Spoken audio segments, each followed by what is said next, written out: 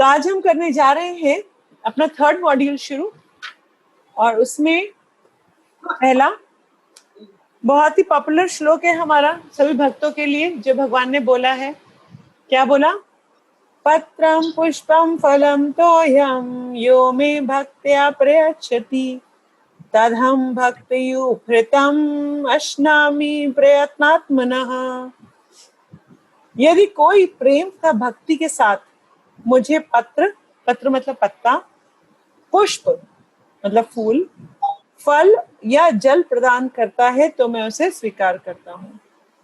तात्पर्य श्री प्रभुपाद की जय। ये भगवत गीता का ही तात्पर्य है जो आज हमारे इस स्टडी ग्रुप के मॉड्यूल में लिखा हुआ है। नित्य सुख के लिए स्थायी आनंदमय धाम प्राप्त करने हेतु बुद्धिमान व्यक्ति के लिए यह अनिवार्य है कि वह कृष्ण भावना भावित होकर भगवान की प्रेम भक्ति में तत्पर रहे। ऐसा आश्चर्यमय फल प्राप्त करने की विधि इतनी सरल है कि निर्धन से निर्धन व्यक्ति को योग्यता का विचार किए बिना उसे पाने का प्रयास करना चाहिए। इसके लिए एकमात्र योग्यता इतनी ही है कि वह भगवान का शुद्ध भक्त हो। इससे कोई अंतर नहीं पड़ता कि कोई क्या है और कहाँ स्थित है। यह विधि इतनी सरल है, और यदि प्रेम पूर्वक एक पत्ती, थोड़ा सा जल या फल ही भगवान को अर्पित किया जाता है तो वह उसे सहर्ष स्वीकार करते हैं। अतः किसी को भी कृष्ण भावनामृत में से रोका नहीं जा सकता, क्योंकि यह सरल है और व्यापक है। ऐसा कौन मूर्ख होगा जो इस सरल विधि से कृष्ण भावना भावित नहीं होना चाहेगा और सच्चिदानंदमय जीवन की परम सिद्धि नहीं चाहेगा। कृष्ण को केवल प्रेम भक्ति चाहिए और कुछ भी नहीं। कृष्ण तो अपने शुद्ध भक्त से एक छोटा सा फूल तक ग्रहण करते हैं, किंतु अभक्त से वे कोई भेंट नहीं चाहते। उन्हें किसी से कुछ भी नहीं चाहिए, किंतु वे क्योंकि वे आत्मतुष्ट हैं तो भी वे अपने भक्त की भेंट प्रेम तथा स्नेह से, विनम्र से स्वीकार करते हैं। कृष्ण भावनामृत विकसित करना जीवन का चरम लक्ष्य है। इस श्लोक में भक्ति शब्द का उल्लेख 2 बार घोषित करने के लिए हुआ है कि भक्ति ही भगवान के पास पहुंचने के लिए एकमात्र साधन है। किसी अन्य शर्त से यहाँ ब्राह्मण, विद्वान, धनी या महान विचारक होने से कृष्ण किसी प्रकार की भेंट लेने को तैयार नहीं होते। भक्ति ही मूल सिद्धांत है, जिनके बिना वे किसी से कुछ भी लेने के लिए प्रेरित नहीं किए जा सकते। भक्ति कभी हेतु की नहीं होती। हेतु की मतलब पर्पस के साथ, मोटिव के साथ नहीं होती। यह शाश्वत विधि है। यह परम ब्रह्म की सेवा में प्रत्यक्ष कर्म है। यह बतला करके कि वे ही एकमात्र भोक्ता है। अब पहले इस पैराग्राफ को समझते हैं कि पैराग्राफ ने क्या बोला। इस पैराग्राफ में प्रभुपाद बता रहे हैं कि भगवान को पाना बहुत ही सरल है। सिर्फ क्या बनना पड़ेगा? हमें सरल बनना पड़ेगा। हम इतने कॉम्प्लिकेटेड हैं कि भगवान को पाने के लिए हम कॉम्प्लिकेशंस चाहते हैं। हम भगवान को पाने के लिए सीधा सीधा रास्ता हमें समझ में नहीं आता। भगवान ने तो कहा है प्रेम से मुझे एक पत्ती और एक फूल भी चढ़ा दोगे ना तो मैं उसको स्वीकार कर लेता हूँ।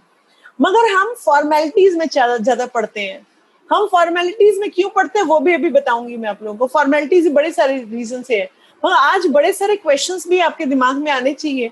अगर आज का लेक्चर आपने बिना मेरे ऊपर खूब सारे क्वेश्चन करे, आपने पूछा तो इसका मतलब आप ध्यान कुछ भी चीज दिमाग लगा के नहीं कर रहे, आप सिर्फ कर रहे हैं। सब कर रहे हैं इसलिए आप भी कर रहे हैं। तो भगवान ने कहा कि अगर आप प्रेम से एक पत्ती और एक फूल भी चढ़ा देंगे तो भी मैं उसको स्वीकार करता हूँ, और अभक्तों के हाथ से 56 भोग भी आ जाए तो भी भगवान स्वीकार नहीं करते। अब इस बात को कई सारे क्वेश्चन इसके ऊपर मैं पूछना चाहती हूँ।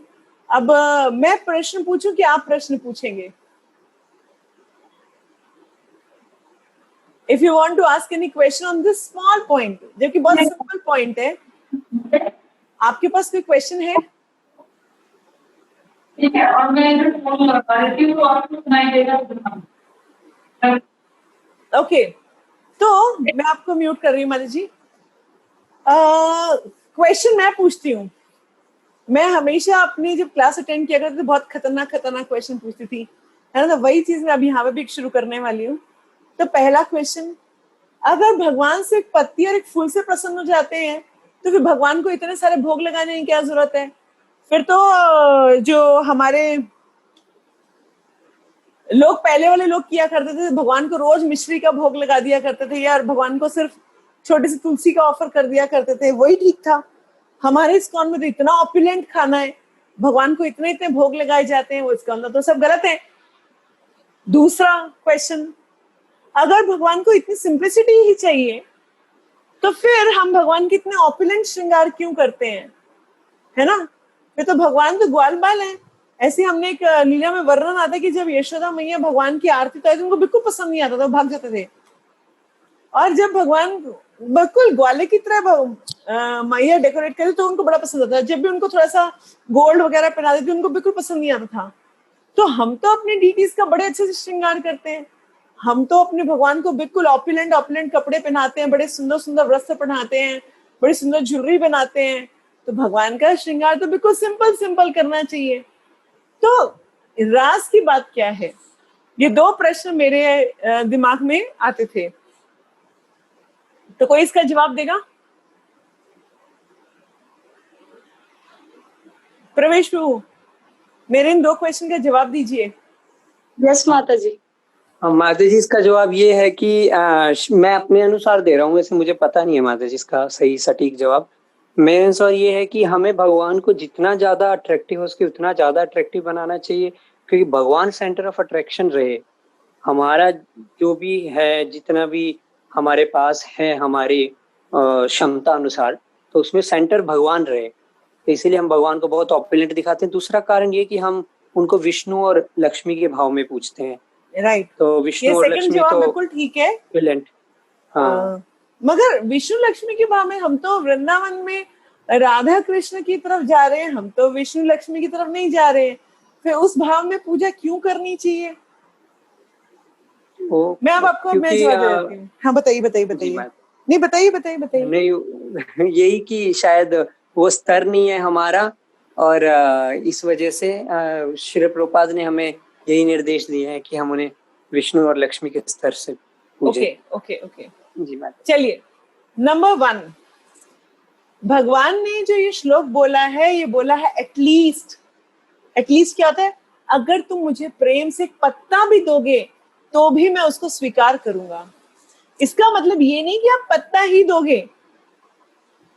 अगर हम प्रेम करते हैं भगवान को, जैसे सपोज करिए कि एक वाइफ है जो अपने हस्बैंड को बहुत प्रेम करती है, तो इसका मतलब क्या हुआ? जो 56 भोग बनाएगी वो खुद खाएगी और अपने पति देव को सिर्फ पत्ता खिलाएगी, क्योंकि पति देव ने उनको कहा था कि तेरे हाथ से प्रेम से मेरे को पत्ता भी मिल जाए तो मैं वो आराम से खा सकता हूँ।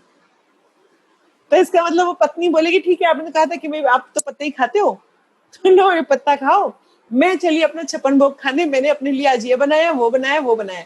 तो क्या ऐसी पत्नी अपने पति को प्रेम करती है? आंसर इज नहीं, बिल्कुल नहीं करती, है ना। तो सेम आंसर यहाँ पे मैं रिपीट कर रही हूँ कि अगर हम भगवान को प्रेम करते हैं तो जो कुछ भी है हमारे पास, हम उस सबका भगवान को भोग लगाएंगे। जो कुछ भी हमारी क्षमता में है हम उसको भोग लगाएंगे, क्योंकि बिना भगवान को खाए, अगर मेरे को अपने बच्चे से प्रेम है तो बिना बच्चे को खिलाए माँ कैसे खा लेगी? नहीं खा सकती। वो अपने बच्चा अगर भूखा हो, माँ नहीं खा सकती, है ना। ये भी नहीं करेगी कि बच्चे को तो खिलाएंगी जी सिर्फ दही चावल या सिर्फ सिंपल सिंपल खिचड़ी, और खुद खाएंगी जी आज तो मेरे लिए पिज्जा बन रहा है, आज तो मेरे लिए चाउमीन बन रहा है। ऐसा नहीं होगा। तो भगवान ने कहा है कि जो मुझे भक्त प्रेम से एक पत्ता भी देता है तो मैं उसको स्वीकार कर लेता हूँ, फूल भी देता तो मैं स्वीकार कर लेता हूँ। ये बताने के लिए है कि मैं आपकी ऑपुलेंस के ऊपर नहीं जा रहा हूं। आपके पास जो कुछ है आप मुझे प्यार से भोग लगाओगे, मैं वो भी स्वीकार कर लूंगा। बट इसका बिल्कुल मतलब ये हुआ कि हमारे पास जो कुछ भी, अगर हम रियली में भक्त्या, यहाँ पे दो बार ही आया भक्त्या, भक्ति 2 वर्ड इसलिए आया ताकि अगर हम प्रेम से भगवान को भोग लगा रहे हैं, भक्ति से भोग लगा रहे हैं, तो ऑब्वियसली किसका भोग लगाएंगे? जितना कुछ मेरे बस में है उस सबका भगवान को मैं ऑफर करना चाहूंगी, क्योंकि मैं भगवान को प्रेम करती हूँ। तो मैं भगवान को हर वो चीज देने की कोशिश करूंगी जो मेरे पास मेरी क्षमता में है सब कुछ भगवान का, बट फिर भी मेरी क्षमता में जो है मैं सब कुछ ऑफर करने की कोशिश करूंगी।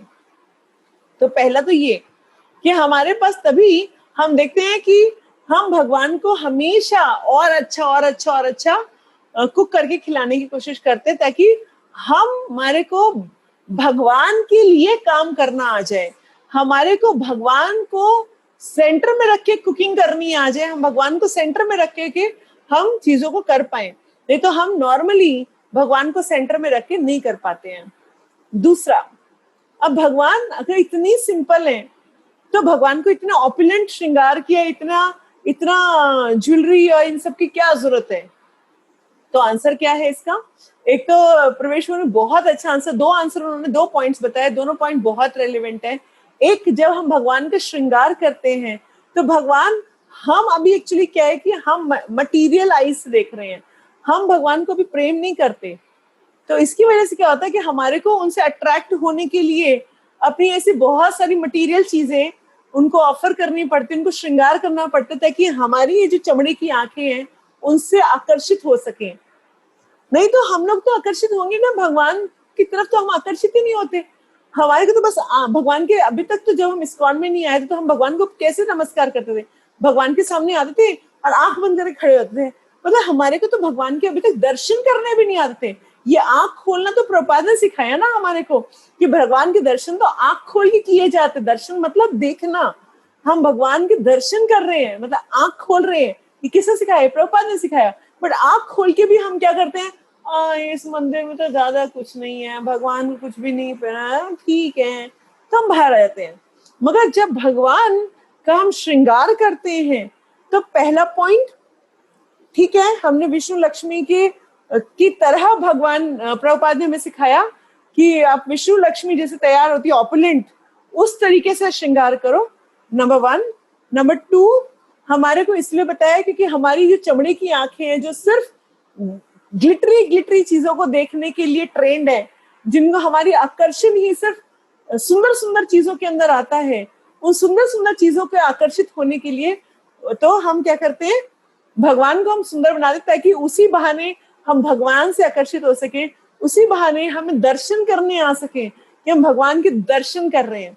तीसरी, जितनी हम ज्यादा सुंदर भगवान को तैयार करते हैं उतना हमें सेवा का मौका मिलता है, और जितना हमें सेवा का मौका मिलता है उतना ज्यादा हम प्योरीफाई होते हैं, और जितना ज्यादा हम प्योरीफाई होते हैं हमें इन चीजों की, मटेरियल चीजों की अट्रैक्शन खत्म हो जाती है। तो इसीलिए हमारे को तीसरा नंबर क्या हुआ? तीसरा नंबर ये हुआ कि हमारे को भगवान के सेवा करने का मौका मिलता है। चौथा पॉइंट ये कि हम एक प्रीचिंग मूवमेंट है। अब हो सकता है हमारी भक्ति कुछ अच्छी हो गई हो और इसकी वजह से भगवान हमें किसी भी हाल में अच्छे लगते हो, मगर जो जनरल पब्लिक को हम बुलाते हैं वो तो तभी अट्रैक्ट होंगे, वो तो तभी अच्छे से आगे बढ़ेंगे जब उनको हम बहुत सुंदर श्रृंगार, भगवान तैयार होंगे, बोलेंगे अरे इस्कॉन चलते हैं, वहां जाएंगे ना, भगवान की बड़ी सुंदर आरती होती है, भगवान बड़े सुंदर सजे हुए होते हैं, वहां चलते हैं, है ना। तो हम सब भी शुरू में कभी ना कभी ऐसे ही आए कि हाँ भगवान के दर्शन किया, अरे वाह वाह वाह वाह कितना सुंदर लग रहे हैं, है ना। तो उससे हमारे को अट्रैक्शन हुआ, फिर धीरे धीरे कहीं ना कहीं भक्तों से जुड़े, फिर धीरे धीरे भगवत गीता से जुड़े, और धीरे धीरे हम आगे बढ़ गए। नेक्स्ट पॉइंट, छठा पॉइंट ये कि देखिए इस्कॉन में हमें सिखाया था भगवान का सब कुछ है, भगवान के लिए सब कुछ है, और हम किस में रहते हैं? हम नॉर्मली धोती कुर्ता में रहते हैं, जो कि एक सेट 400-500 रुपए में अच्छे से आ जाता है।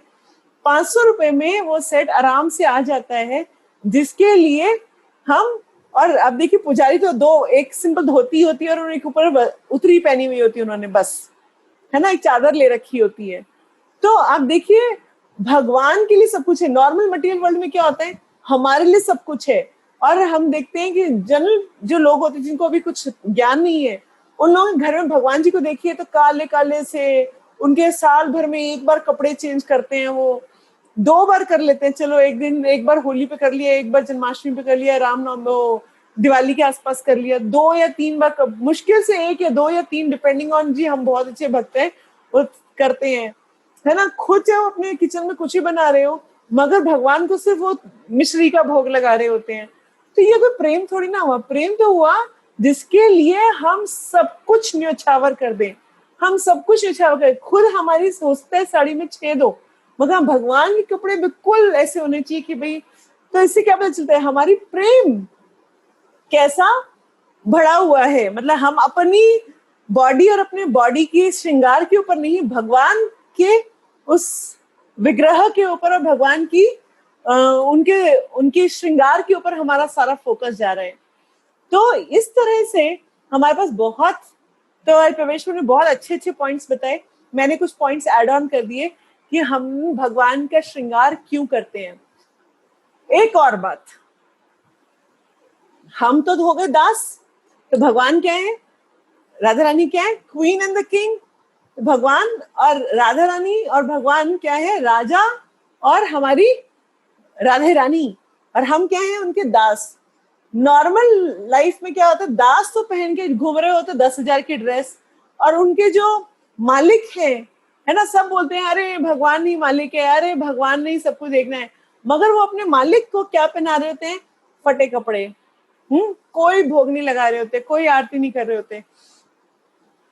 तो हमें जब इस तरह से देखते हैं तो हमें याद रहता है कि हम क्या है, भगवान के दास हैं।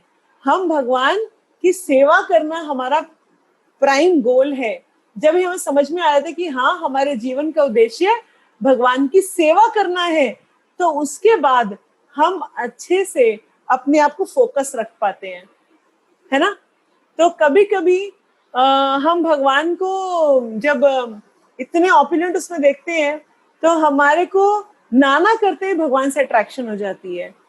तो इसीलिए हम हमेशा भगवान का श्रृंगार बहुत ऑपुलेंट उसमें करते हैं, ताकि हमें सेवा का मौका मिले और हमारा अट्रैक्शन भगवान की तरफ जाए। तो कोई और पॉइंट ऐड करना चाहेगा इस पॉइंट पर?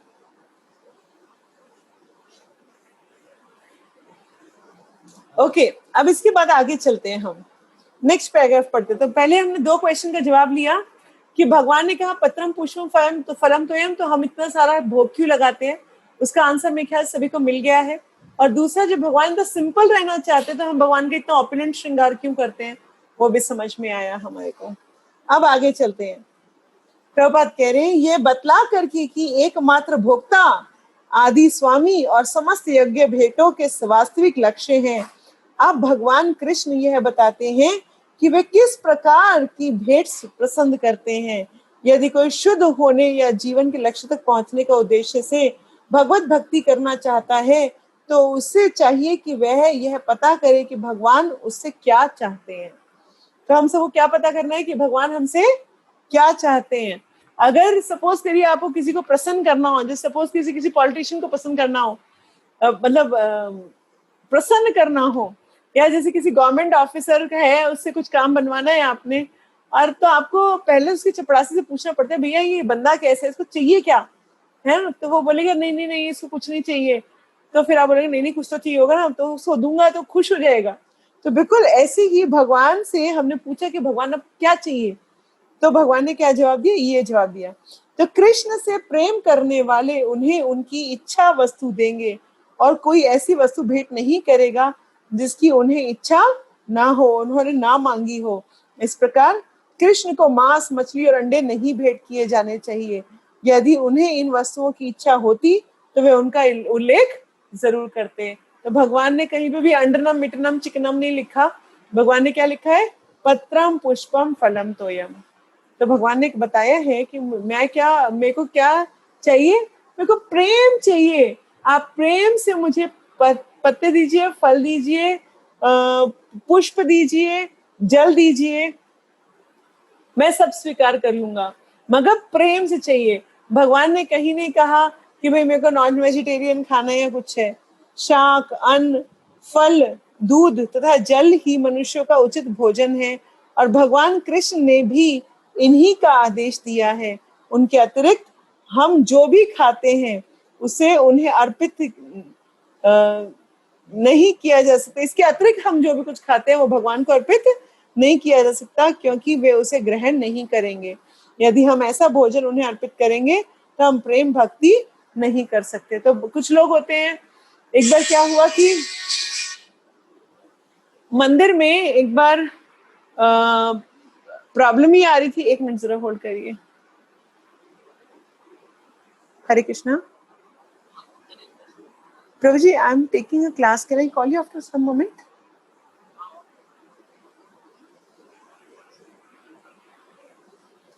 ओके, हरे कृष्णा। तो भगवान को अगर प्रसन्न करना है तो ऑब्वियसली वही चीज ऑफर करोगे जो आप भगवान को पसंद है। तो एक बार क्या हुआ कि मैं एक मंदिर में किसी डिवोटी, किसी नॉर्मल मंदिर था, उसमें हम लोगों ने इस तरह का बनाया कि हर फैमिली से सब लोग, जैसे कोई ब्रेकफास्ट लेके आएगा, कोई लंच लेके आएगा, कोई डिनर लेके आएगा, सबकी अपनी अपनी बनाई थी। तो क्या हुआ कि सब सुपरविजन में देख रही थी मैं, तो एक फैमिली से एक लेडी लेके आई, उसके अंदर खाने के अंदर प्याज था। मैंने कहा माता जी ये क्या कर रहे हो, भगवान को प्याज लहसुन नहीं ऑफर नहीं होता है। एक दिन एक माता जी लेके आई, चाय लेके आ गई, अरे वो नहीं ऑफर होता है। बोली हम खाते तो भगवान को भी तो खिलाएंगे। मैं क्या, भगवान के हिसाब से आपको खिलाना है ना कि अपने हिसाब से आपको खिलाना है। आप प्याज लहसुन तमोगुनी नहीं खाना लेके आओगे तो भगवान थोड़ी ना स्वीकार करेंगे। तो भगवान को भगवान की इच्छा से स्वीकार कराना है। भगवान को हमारे भिखारी थोड़ी ना है जिसको हम जो मर्जी जिसको खिला दिया, जो मर्जी दे दिया, हमारे घर में जो बचा खुचा है वो सब दे दिया। नहीं, भगवान तो सभी सभी जगतों के कारण है। तो उनको तो हम हमेशा उनकी ही इच्छा से खिला सकते हैं। हम एक सिंपल सा, हम जैसा भक्त भी जो चीज हम नहीं खाते, अगर कोई मेरे सामने प्याज लहसुन ले आएगा तो क्या मैं खा लूंगी? ना, आंसर ही नहीं।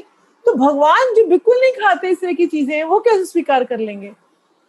तो हमारे को कभी भी भगवान को इस तरह की चीजें ऑफर नहीं करनी चाहिए। तृतीय अध्याय में 13वें श्लोक में कृष्ण बताते हैं कि यज्ञ का उच्चिष्ट ही शुद्ध होता है।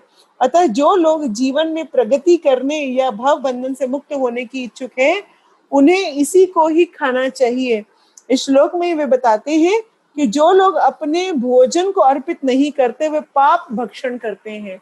बाय चांस अभी एक श्लोक हमारे मॉर्निंग क्लास में भी चल रहा था, भगवान ने कहा है जो मुझे बिना भोग लगाए खाता है वो केवल पाप खाता है। तो हमारे को कभी भी ऐसा नहीं होना चाहिए कि चलो जी बाकी सब तो भोग लग ही रहा है, हमने एक पैकेट खोला और उसको लिया, चपड़ चपड़ चपड़ शुरू कर दिया। नहीं, हमारे को ध्यान रखना है कि हर चीज हमारे को भगवान को ऑफर करनी है, तभी पाना है, चाहे वो किसी भी स्थिति में हो आप। दूसरे शब्दों में उनका प्रत्येक कौर भगवान की संसार की जटिलताओं से उन्हें बांधने वाले। जो लोग भोग नहीं लगाते वो हर एक गस्सी के साथ इस भौतिक संसार में और फंसते जाते हैं और फंसते जाते हैं और फंसते जाते हैं। उनका कोई इलाज नहीं है। उनका इलाज केवल एक है, वो क्या है कि भगवान को भोग लगा के ही प्रसाद की फॉर्म में आप ग्रहण करें। अच्छा सरल शाकाहारी भोजन बनाकर उन्हें भगवान कृष्ण के चित्र या अर्चा विग्रह के समक्ष अर्पित करें और तथा नतमस्तक होकर इस तुष्ट भेंट को स्वीकार करने की प्रार्थना करने से मनुष्य अपने शरीर की निरंतर प्रगति करता है, उसका शरीर शुद्ध होता है और मस्तिष्क के श्रेष्ठ तंतु उत्पन्न होते हैं जिससे शुद्ध चिंतन होता है। सबसे बड़ी बात तो यह है कि यह समर्पण अत्यंत प्रेम पूर्वक करना चाहिए। कृष्ण को किसी तरह किसी के भोजन की आवश्यकता नहीं है क्योंकि उनके पास सब कुछ है, किंतु यदि कोई उन्हें इस प्रकार प्रसन्न करना चाहता है तो वे इस भेंट को स्वीकार करते हैं। भोजन बनाने, सेवा करने तथा भेंट करने में जो सबसे मुख्य बात रहती है वह है कृष्ण प्रेम, कृष्ण के प्रेम वश कर्म करना। भगवान, आप जब भगवान को थाली देते तो आप बोलेंगे, कुछ लोग बोलते क्या भगवान को तुम भोग लगाते रहते हो, वो कुछ तो खाते नहीं है, यूं की यूं तो वापस आ जाते हैं। फिर क्या खाया उन्होंने? क्या खाया? उस थाली में जो आपने प्रेम डाला था, भगवान वो अपनी आंखों से प्रेम खाते हैं। और कहते हैं जब भगवान हमारी थाली में से प्रेम खाते हैं तो भगवान की राल टपकती है, और जो राल होती है उसके अंदर भगवत प्रेम होता है। तो जब हम वो राल वाला जो वो टपकती है उस खाने के अंदर वो हम खाते हैं तो हमारे को भगवत प्रेम मिलता है। तो हमारे को जो भगवान को ऑफर करना चाहिए वो ऐसा फॉर्मेलिटी नहीं होना चाहिए कि बस लाए किचन में, अरे जल्दी जल्दी भोग लगाओ, जल्दी जल्दी भोग लगाओ, टन टन टन टन टन टन टन भोग लगा दिया, हो गया। नहीं नहीं नहीं, हमारे को आप ऐसे तो 56 भोग भी लगा लेंगे, भगवान बिल्कुल स्वीकार नहीं करेंगे। मगर अगर आप छोटा सा थोड़ा सा भी आटा भी भून के उसमें थोड़ा सा मिक्स कर दें, आप चीनी मिक्स कर दें और भगवान को बोले भगवान आज मेरे पास बस इतना ही है, मैं इतना ही भोग लगा पा रही, तो भी भगवान उसको बहुत प्रेम से खाना खाएंगे। अब एक बात मेरी पिछले वाले फर्स्ट पैराग्राफ में और अटकी थी, वो ये कि उन्होंने कहा था कि प्रभुपाद ने कहा था कि भोग लगाने के लिए इसके लिए एकमात्र योग्यता इतनी है, तीसरी चौथी लाइन में था, चौथी लाइन में, इसके लिए एकमात्र योग्यता इतनी ही है कि वह भगवान का शुद्ध भक्त हो। अब आप बोलोगे माता जी हम तो शुद्ध भक्त नहीं है, अब हम शुद्ध भक्त नहीं है तो हमारी तो क्वालिफिकेशन ही नहीं है, योग्यता ही नहीं है भोग लगाने की, है ना, हम तो भोग लगा ही नहीं सकते, इसका मतलब फिर क्यों भोग कर रहे हो आप। चौथी लाइन में प्रभुपाद ने लिखा है कि इस प्रोसेस को करने के लिए योग्यता यही है कि हमें शुद्ध भक्त होना पड़ेगा।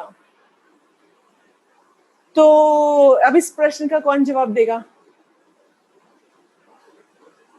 भोग लगाने की योग्यता सिर्फ शुद्ध भक्तों की है, ऐसा प्रभुपाद ने इस परपट की चौथी लाइन में शुरुआत में बता दिया था। हम में तो कोई शुद्ध भक्त है नहीं, एटलीस्ट मैं तो नहीं हूं, आप हैं, मेरे को पता है ये बात। मैं अपने लिए प्रश्न पूछ रही हूँ आपसे कि मुझे ये बताएं कि अगर भोग लगाने की विधि की पहली योग्यता ही, क्वालिफिकेशन ही यही है कि हमारे को शुद्ध भक्त होना चाहिए, तो फिर हम भोग लगा कैसे रहे हैं? नविता माता जी आज आप आंसर दें। हरे कृष्णा माता जी। हरे कृष्णा।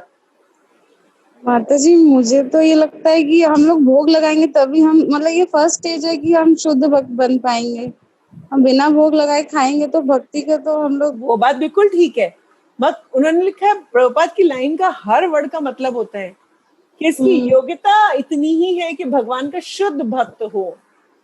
अब भगवान का शुद्ध भक्त हो वही भोग लगा सकता है। ये आपने बिल्कुल कहा कि ठीक कहा कि अगर हम भोग लगाएंगे तभी हम भक्ति में आगे बढ़ेंगे, और शुद्ध होने की बात तो अभी बहुत दूर है ना। तो अभी करें क्या, हमें समझ में नहीं आ रहा। हम लोग भोग लगाते ही नहीं है, हम सिर्फ प्रभुपाद को दे खाली कि प्रभुपाद जी आप भोग लगाइए। इसीलिए हमारा जो भोग मंत्र होता है उसमें सबसे पहले क्या आता है? नमो विष्णु पादाय कृष्ण पृष्ठाय भूतले श्रीमते भक्ति वेदांत स्वामी इति नामिने, है ना। क्यों बोलते हैं हम भोग मंत्र में ये कि हम ले आए हैं प्रभुपाद आप तो शुद्ध भक्त हो ना, प्लीज आप भोग लगा दो। तो हम एक्चुअली भोग प्रभुपाद को देते हैं कि थाली जैसे प्रभुपाद को देते हैं, जैसे वहां से जो रमा शंकर प्रभु है भोग लेके आते हैं और आगे किसको देते हैं, है ना, अपने प्रभु जी को दे देते हैं, रामानंद प्रभु को या अपने कृष्ण सखा प्रभु को दे देते हैं कि लो प्रभु भोग लगा लो, वो थाली से जा देते हैं। थाली से जाके वो किसको दे रहे होते हैं? थाली से जाके वो आगे प्रभुपाद को दे रहे होते हैं कि प्रभुपाद नमो विष्णु पदाय कृष्ण पृष्ठाय भूतले श्रीमते गोपाल भक्ति वेदांत स्वामी इति नामिने नाम से सरस्वती देवी। अगर जो जिनकी दीक्षा हो गई तो वो अपने गुरु मंत्र बोलते हैं, है ना, तो गुरु महाराज को देते हैं, गुरु महाराज प्रभुपाद को देते हैं, प्रभुपाद आगे भगवान को भोग लगा लेते हैं। तो ये प्रोसेस है। तो ये बात बिल्कुल ठीक लिखी है प्रभुपाद ने कि भोग लगाने की जो योग्यता है वो शुद्ध भक्त की ही है, हमारी नहीं है। इसीलिए हम तो तुलसी पता है कि तुलसी महारानी शुद्ध भक्त है, तो शुद्ध भक्त के माध्यम से, शुद्ध भक्त के हाथों से हम भोग लगवाते हैं, हम भोग लगाते नहीं है। आपको बात समझ में आ रही है? तो इसीलिए हमारे भोग मंत्र में हमेशा प्रभुपाद मंत्र पहले होता है, उसके बाद हम लोग आगे के बोलते हैं। ये हमारा भाव ये होना चाहिए भोग लगाते समय कि हे भगवान मैं तो भोग लगाने योग्य भी नहीं हूँ, इसीलिए मैं प्रभुपाद को दिया, गुरु महाराज को दिया कि आप भोग लगा दीजिए आगे, और वो फिर आगे भोग लगाते हैं क्योंकि वो लोग तो शुद्ध भक्त है ना, तो फिर हमारा काम पूरा हो जाता है ना। और जब भगवान वो उसमें अपना प्रेम डाल के, हमारे पास तो प्रेम भी नहीं है अभी, तो हम डाले क्या, है ना। तो हम क्या करते हैं, अपनी तरफ से हम्बल प्रेयर्स कर पाते हैं कि, और हमें तो प्रेम भी नहीं आता अभी तो भगवान से करना, तो अभी तो हम प्रेम भी मिक्स नहीं कर सकते उसके अंदर। तो हे प्रभुपाद आपके पास तो कृष्ण प्रेम है, आप थोड़ा मिक्स कर दीजिएगा, है ना, और आप आगे उनको प्रेम से भोग लगा दीजिएगा, है ना। तो ये भाव होता है भक्तों का जब वो ऑफर करते हैं प्रसाद, भगवान को भोग ऑफर करते हैं, कि शुद्ध भक्त के माध्यम से ही ऑफर किया जाता है। जो लोग इवन अभी गुरु परंपरा में नहीं भी है, वो तुलसी पत्ते के माध्यम से, तुलसी जी इसलिए रखी जाती है कि तुलसी जी शुद्ध भक्त हैं, उनके माध्यम से भोग लग जाएगा, वो ऑफर करती है फिर आगे, और उसके बाद भगवान को भोग लगाया जाता है। तो हमारे क्या मीडियम भी शुद्ध भक्त हैं, लगाने वाले भी शुद्ध भक्त हैं, इसलिए हमारे अंदर हम इतने गंदे मैले कुचले होने के बावजूद भी इम्प्रूवमेंट आ रही है प्रसाद खा खा के। इसलिए आ रही है क्योंकि हमारे को, वो आप लोगों ने बिल्कुल ठीक बताया कि भोग नहीं लगाएंगे तो हम कैसे शुद्ध होंगे, ये बिल्कुल ठीक बताया। बट वो शुद्ध का प्रोसेस क्या है? शुद्धि का प्रोसेस ये है कि हमने भोग बनाया और भगवान को नहीं, हम तो सिर्फ प्रभुपाद को थाली पकड़ाए रहे जाके कि प्रभुपाद अब आप भोग लगा दीजिए। इसलिए हम प्रभुपाद के मंत्र 3 बार बोल रहे थे, प्रभुपाद को बुला रहे होते कि प्रभुपाद आइए प्लीज भोग लगाइए। फिर उसके बाद हम बोलते नमो महावदन्याय कृष्ण प्रेम पदायते कृष्णाय कृष्ण चैतन्य नामने गुच्छ नमः, नमो ब्राह्मण देवाय गो ब्राह्मण हिताय च जगत हिताय कृष्णाय गोविंदाय नमो नमः। इस तरह से हम प्रभुपाद के माध्यम से भगवान को आवाहन करते हैं कि आइए भगवान, और जो कुछ भी हमारा रूखा सूखा है उसको आप पाइए। और उसके अंदर जो प्रेम भाव है वो हम तो अभी, मैं तो सिर्फ अपनी बात बताती हूँ, प्रेम तो अभी दूर दूर तक नहीं है भगवान से। तो इसलिए क्या करते हैं, हम प्रभुपाद के हाथ में देते हैं, तुलसी जी के हाथ में देते हैं कि आपके पास कृष्ण प्रेम है, आप इसे मिक्स कर दीजिए, है ना, ताकि वो जो राल भगवान का जो प्रेम मिक्स खाना वापस आएगा, प्रसाद वापस आएगा, वो मैं खा लूंगी, उतना मुझे आता है ना। तो इस भाव से हमें भोग लगाना होता है, और इस योग्यता से हम आगे अपनी कुछ प्रगति कर पाते हैं। आई होप कि मैंने आप जिस शुद्ध भक्तों को ऑफेंड नहीं किया, मैं अपनी ही स्थिति बता रही थी कि हम लोग इसलिए गुरु मंत्र, प्रभुपाद मंत्र बोलते हैं ताकि हम उनके माध्यम से भोग अर्पित कर सकें। अब आगे चलते हैं हम।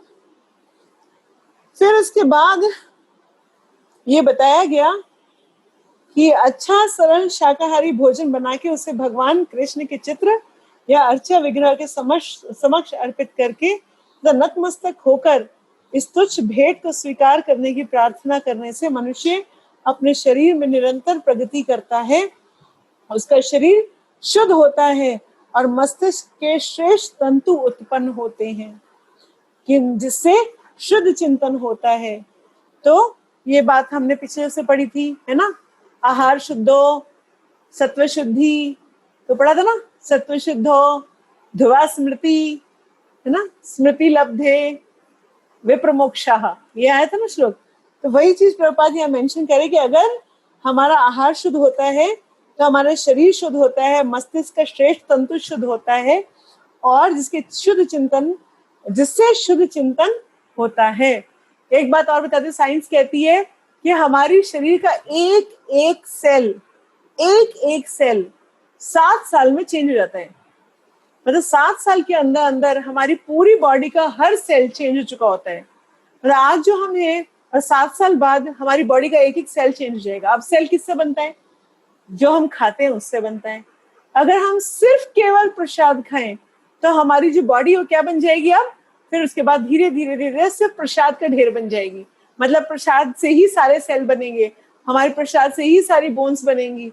तो उसके बाद हमारी कुछ वो जो हम कहते हैं आहार शुद्धो, सत्व शुद्धि, सत्व शुद्धो, ध्रुवा स्मृति, वो अपने आप आना शुरू हो जाएगा। इसके अलावा भोजन बनाने, सेवा करने तथा भेंट करने में जो सबसे मुख्य बात रहती है वे है कृष्ण के प्रेम वश कर्म करना। वे मायावादी चिंतक भगवत गीता के इस श्लोक का अर्थ नहीं समझ सकेंगे जो यह मानकर चलते कि परब्रह्म इंद्र रहित हैं। कुछ लोग बोलते हैं भगवान तो लाइट है, भगवान तो ये कोई मूर्ति है ही नहीं। तो जो लोग ऐसे सोचते हैं वो बेचारे भगवान के प्रसाद से रहित हो जाते हैं। वो बेचारों को भगवान का उच्चिष्ट भी नहीं मिलता। इतने अनलकी हैं वो लोग, इतने मतलब किसको क्या कहते हैं मिसफॉर्चुनेट है वो, कि बेचारों को भगवान का प्रसाद भी नहीं मिल पाता, क्योंकि वो यही सोचते हैं कि नहीं ये तो मूर्ति है, अब भगवान ने कहा जैसे तुम मुझे सोचोगे मैं वैसे ही रिएक्ट करूंगा।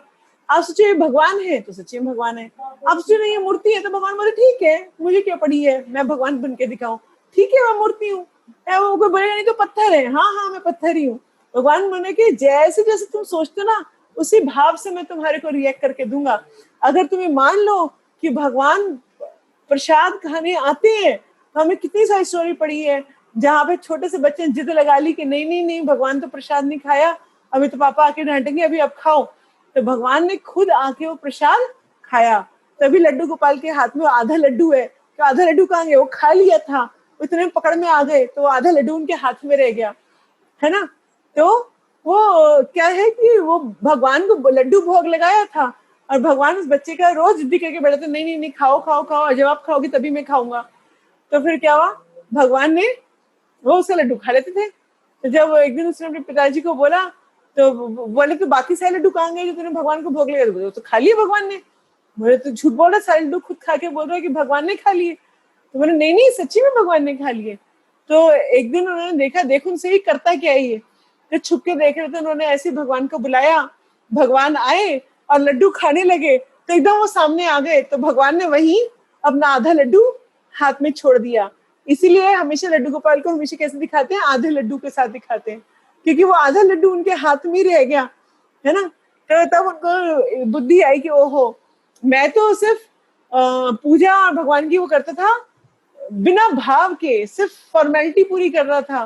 वो गए छोटा बच्चे के अंदर इतना भाव है कि भगवान ने उसको रिस्पॉन्ड किया और भगवान ने उसका वो लड्डू स्वीकार किया। तो यहाँ पर आगे आता है इतनी वास्तविकता तो यह है कि भगवान कृष्ण इंद्रियों से युक्त हैं और ये कहा जाता है कि वे उनकी इंद्रियां परस्पर परिवर्तनशील है। मतलब भगवान आंखों से खाते हैं, भगवान कान से बोलते हैं, भगवान मुंह से सुनते हैं, भगवान किसी भी इंद्रियों कैसे भी यूज कर सकते हैं। हमारी तो लिमिटेड सेंसेस नहीं है कि आंखों से देखना ही देखना है, नहीं, भगवान तो देख के पा लेते हैं। भगवान की इंद्रिय सारे के सारे पर्पस कर सकती है। भगवान की जो इंद्रियां है वो सब क्या है, उसको क्या है, मल्टीफेरियस है, मतलब कि अलग अलग अलग अलग काम कर सकती हैं, सब काम कर सकती हैं। दूसरे शब्दों में एक इंद्र दूसरी इंद्रिय का कार्य कर सकती है।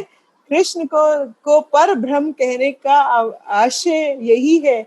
इंद्रिय रहित होना पर उन्हें समस्त ऐश्वर्य से युक्त नहीं माना जा सकता।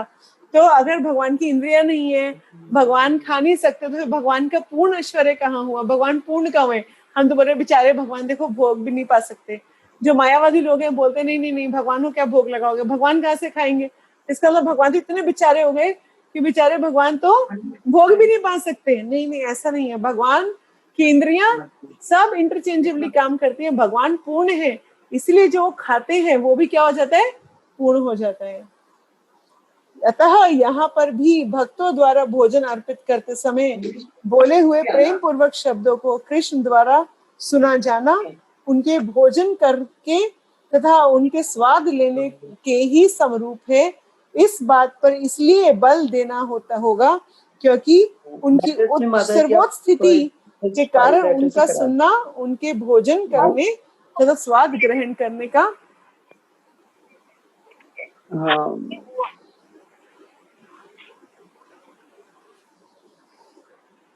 क्योंकि उनकी सर्वोच्च स्थिति के कारण उनका सुनना उनके भोजन करने या स्वाद ग्रहण करने के समरूप है। केवल भक्त ही बिना तर्क के यह समझ सकता है पर ब्रह्म भोजन कर सकते हैं और उसका स्वाद ले सकते हैं। तो भगवान क्या भोजन स्वीकार करते हैं? हाँ, भगवान हर चीज स्वीकार करते हैं। हम इतनी हमने कहानियां सुनी है, हमने वो कौन सी बाई थी उनका खिचड़ी की कहानी सुनी है जिसकी वजह से जगन्नाथ जी की खिचड़ी वैसी बनाई जाती है ना, कौन से नाम था उनका,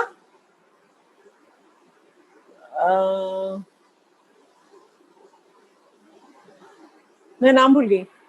तो जगन्नाथ जी उनके घर में खुद स्वयं उनके बेटे बन के खिचड़ी खाने आते थे, है ना। हमने सनातन गोस्वामी के चौबे जी के घर में खिचड़ी खाने की कहानी सुनी हुई है कि भगवान सब स्वीकार करते हैं। सब भगवान हर चीज हमारी जो ऑफर होती है वो पाते हैं। सिर्फ क्या चाहिए, सिर्फ चाहिए प्रेम।